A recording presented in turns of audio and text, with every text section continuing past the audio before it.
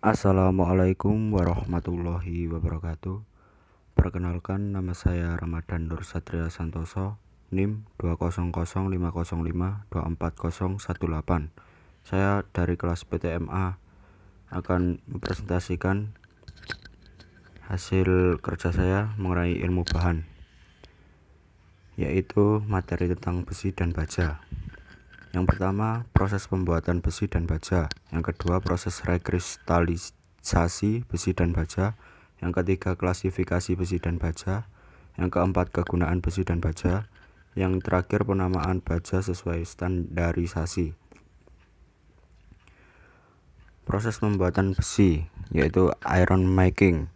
Pada proses pembuatan besi yang paling awal, biji yang telah dicuci dan dihancurkan dipanaskan dengan arang dalam sebuah tungku tradisional, biasanya berupa lubang sederhana di tanah.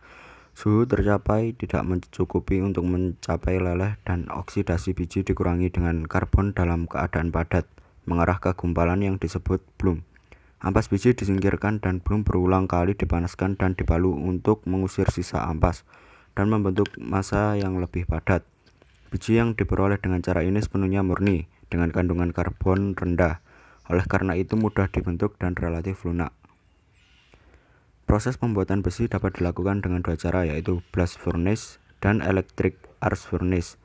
Perbedaan blast furnace dan EAF yaitu terletak pada bahan dasarnya. Pada proses blast furnace, bahan bakar digunakan dalam jumlah yang besar, sedangkan pada EAF tidak menggunakan bahan bakar. Proses produksi material baja untuk struktur, mulai dari biji besi sampai menjadi baja profil atau baja pelat, dirangkum secara sederhana sebagai berikut. Yang pertama, ada beberapa komponen dasar yang perlu diperhatikan. Komponen dasar tersebut diantaranya adalah iron ore atau biji besi, limestone, tanah atau tanah kapur, dan coke dibuat dari kol khusus untuk pembuatan steel. Dimasukkan ke dalam blast furnace. Coke merupakan bahan bakar untuk furnace, dibuat dari kol dengan proses tertentu. Cairan besi yang panas di dalam furnace terpisah menjadi dua bagian. Bagian atas adalah slag dan bagian bawah adalah besi yang hendak dipakai. Besi yang dihasilkan ini kemudian dicetak menjadi pig iron. Kadar karbon dalam pig iron bisa mencapai 2%. Pig iron dimasukkan ke dalam primary steel making furnace. Bisa berupa oxygen furnace, electric arc furnace, atau open hearth furnace. Pada proses ini, berbagai bahan kimia ditambahkan ke dalam furnace untuk mendapatkan material properties yang diinginkan. Seringkali scrap juga dimasukkan ke dalam furnace ini. Di dalam proses dengan oksigen, karbon di dalam molten iron akan bereaksi dengan oksigen menghasilkan gas karbon monoksida. Gas ini harus keluar. Kalau tidak bisa membentuk gas pocket saat menjadi dingin, untuk mendiranya bisa menggunakan deoksidizer seperti silikon dan aluminium. Berikutnya proses pembuatan baja. Dibanding besi, baja cenderung lebih kuat dan mudah dibentuk. Proses pembuatan baja sangat bervariatif, mulai dari proses konvertor hingga penggunaan kupola atau kubah-kubah khusus. Baja pertama kali dikenal dan diperjualbelikan pada abad ke-19 untuk konstruksi jalan, rel kereta api, dan berbagai infrastruktur bangunan seringkali memanfaatkan material baja karena memiliki daya tahan tinggi. Sebagai orang yang menggunakan baja, mungkin kita selama ini hanya mengetahui hasil akhirnya saja. Agar kita tahu, berikut adalah proses-proses bentuk pembuatan baja. Yang pertama yaitu proses konvertor. Konvertor yang digunakan dalam proses ini dibuat dari sambungan paku, keling, ataupun las. Di dalamnya tersemat batu khusus yang bisa menahan panasnya api saat proses pembentukan baja berlangsung. Tahapan pembuatan baja menggunakan teknik ini dimulai dengan pemanasan bahan baku, kemudian konvertor dimiringkan agar bahan baku yang dimasukkan tak lebih dari 1/8 volume konvertor. Setelah itu konvertor kembali ditegakkan. Saat proses pengolahan berlangsung, tekanan udara berada pada kisaran 1,5 sampai 2 atm dan dihembuskan ke area kompresor. Baru setelah 20 menit hingga 25 menit, konvertor dijungkir balikkan agar baja olahan bisa keluar dan dimanfaatkan sesuai kebutuhan. 2. Pengolahan menggunakan dapur listrik. Tahap awal pembuatan baja adalah pemurnian. Terdapat dua opsi pemurnian, dasar dan lanjutan. Pada proses pemurnian lanjutan diperlukan dapur listrik. Tujuannya adalah untuk mengontrol temperatur saat peleburan maupun memperkecil unsur-unsur campuran yang ada pada baja.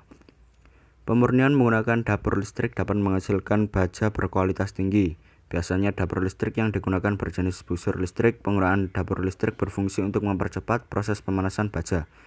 Temperatur pada dapur listrik dapat dengan mudah diatur. Dengan begitu, produsen dapat menghindari intervensi dari kotoran yang bisa merusak kualitas bahan baja. Berikutnya adalah proses Siemens-Martin. Nama proses pembuatan baja ini merujuk pada perintisnya, yakni Siemens dan Martin. Mereka mengolah baja dengan cara memanfaatkan suhu tinggi yang ada pada tungku kerja. Kapasitas tungkunya sendiri mampu memuat bahan baku seberat 30 ton hingga 50 ton. Proses peleburan baja baru terjadi ketika suhunya mencapai 3000 derajat Celcius. Alhasil, besi tua dan besi bekas pun dapat dimasukkan dan diolah menjadi baja berkualitas. Biasanya jenis besi yang dilebur menjadi baja itu berasal dari besi kelabu dan besi putih. Berikutnya adalah proses BOF. BOF atau Basic Oxygen Furnace adalah proses pembuatan baja yang memanfaatkan oksigen murni dan panas. Oksigen ditiupkan ke areal besi kasar sehingga bisa membakar habis kotoran yang tersisa. Dapur pengolahan baja pada proses BOF biasanya berdiameter 5 meter dan berkapasitas 35 ton hingga 200 ton. Durasi pembuatan baja dengan proses ini memakan waktu sekitar 50 menit. Selain itu, biaya operasional untuk peralatan maupun pengerjaannya juga jauh lebih murah ketimbang proses lain. Berikutnya adalah proses rekristalisasi besi dan baja. Rekristalisasi adalah suatu proses yang melibatkan transformasi dan pertumbuhan butir kristal baru dengan penghancuran kristal-kristal yang lama. Agar proses rekristalisasi dapat berlangsung, kristal-kristal itu harus dibentuk dan logam harus ditingkatkan sampai temperatur rekristalisasi. Tujuan dasar rekristalisasi adalah meningkatkan keuletan logam yang telah rapuh akibat pengerjaan dingin. Akibat pengubahan bentuk dalam keadaan dingin, maka kristal dimampatkan dan terjadi dislokasi. Hal ini terjadi karena adanya energi yang tersimpan dalam struktur kristal dan termasuk cacat kristal. Melalui proses rekristalisasi, keadaan seperti ini disingkirkan dan susunan kristal yang baru dibentuk. Dengan pemanasan kembali hingga ke temperatur yang lebih tinggi akan menyebabkan munculnya kristal baru dari kristal yang terdeformasi dengan struktur dan komposisi kimia yang sama seperti saat sebelum proses cold work. Rekristalisasi terjadi melalui pengintian dan pertumbuhan. Rekristalisasi dapat terjadi pada temperatur tertentu yang disebut temperatur rekristalisasi, yaitu temperatur di mana logam yang dideformasi dingin akan mengalami rekristalisasi yang tepat selesai dalam 1 jam. Tingginya temperatur rekristalisasi yang dipengaruhi oleh besarnya deformasi dingin sebelumnya. Temperatur rekristalisasi makin rendah bila logam telah mengalami deformasi dingin semakin besar. Logam yang dideformasi pada temperatur di atas temperatur rekristalisasi akan langsung mengalami rekristalisasi dan setelah deformasi selesai akan diperoleh kristal yang sama dengan kristal sebelum terjadi deformasi. Pengerjaan seperti ini disebut pengerjaan panas atau hard work. Hard work tidak mengubah sifat mekanik karena tidak menimbulkan distorsi pada kristal. Berikutnya adalah klasifikasi besi dan baja. Yang pertama adalah baja. Baja klasifikasi A berdasarkan penambahan alloy atau baja karbon, baja paduan. Yang kedua adalah baja klasifikasi B berdasarkan komposisi, baja hipotektoid dan baja hiperektektoid. Yang ketiga adalah baja klasifikasi C berdasarkan fasametrik, baja austenitik, baja martensitik, dan baja veritik. Yang keempat adalah baja tahan karat, yang kelima baja struktural atau baja fabrikasi. Berikutnya adalah klasifikasi besi berdasarkan warna patahan dan bentuk grafit. Besi cor kelabu ciri-cirinya adalah warna patahan kelabu dan bentuk grafit serpi. Dan yang kedua, besi cor putih, ciri-cirinya yaitu warna patahan putih, fasa karbon sebagai cemented. Dan yang ketiga adalah besi cor nodular, ciri-cirinya yaitu warna patahan kelabu, bentuk grafit bulat, sifatnya lunak. Yang keempat adalah besi cor bintik, ciri-ciri intermediate antara besi cor kelabu dan putih. Yang kelima besi cor cil, ciri-ciri warna patahan sebagian putih, sebagian kelabu. Yang keenam besi cor mampu tempa, yang cirinya yaitu hasil laku panas besi cor putih, bentuk grafit bulat dan bersifat lunak dan duktil. Dan berikutnya adalah kegunaan besi dan baja.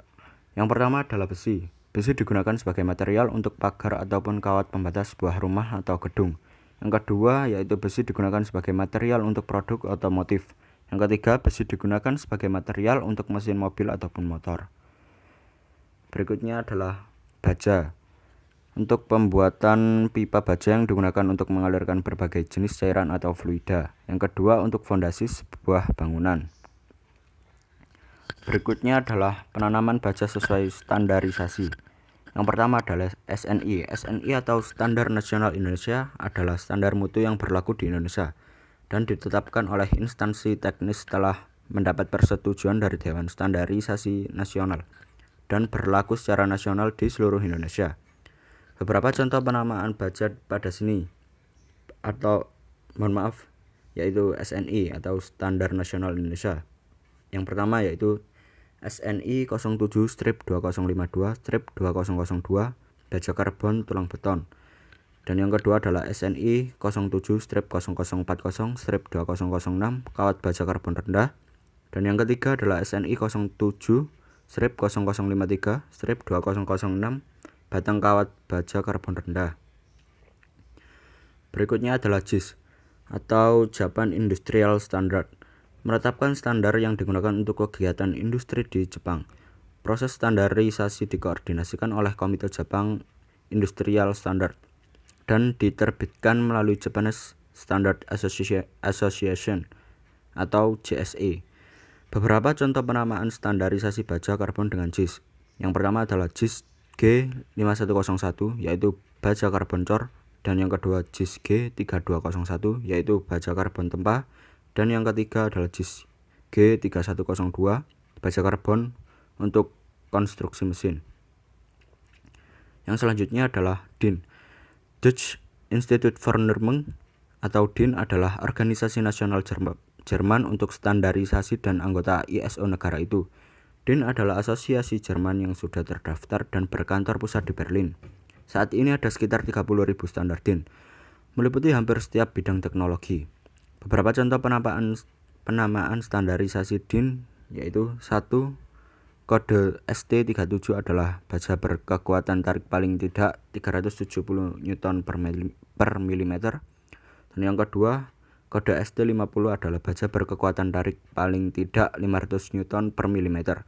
Yang ketiga, kode C15 adalah baja berkadar karbon 15/100% sama dengan 0,015% dan tidak mampu keras. Berikutnya adalah IC atau American Iron and Steel Institute. Standarisasi dengan sistem IC merupakan tipe standarisasi dengan berdasarkan pada susunan atau komposisi kimia yang ada dalam suatu baja. Contoh standarisasi baja karbon dengan IC yaitu IC 1060 berarti angka 1 untuk baja karbon, angka 0 untuk menunjukkan tidak ada unsur lain, angka 60 menunjukkan kadar karbon 0,60%. Yang kedua adalah IC 4340 artinya baja nikel kromium molybdenum dengan 0,40% karbon. Berikutnya adalah ASTM atau American Standard Testing and Material, merupakan organisasi internasional sukarela yang mengembangkan standarisasi dengan teknik untuk material, produk sistem, dan jasa. ASTM internasional yang berpusat di Amerika Serikat. Beberapa contoh penamaan baja sesuai standarisasi ASTM. Yang pertama yaitu ASTM A276 yaitu batang dan bagian baja tahan panas. Yang kedua ASTM A511 yaitu pipa baja stainless mulus untuk mesin. Dan yang ketiga yaitu ASTM A167 yaitu baja tahan karat dan plat, lembaran dan strip baja krom nikel tahan panas. Sekian yang bisa saya sampaikan, kurang lebihnya mohon maaf. Terima kasih. Wassalamualaikum warahmatullahi wabarakatuh.